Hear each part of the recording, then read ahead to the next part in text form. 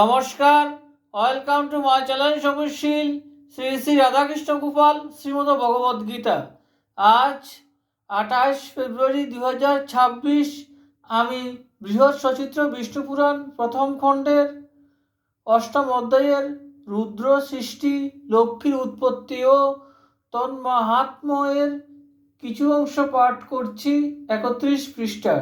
শ্রী শ্রী বিষ্ণুপুরাণ কি জয়, শ্রী শ্রী রাধাকৃষ্ণ গোপাল শ্রীমদ ভগবদ গীতা কি জয়। রাধেকৃষ্ণ রাধেকৃষ্ণ রাধেকৃষ্ণ। নৈশ্চর শক্রু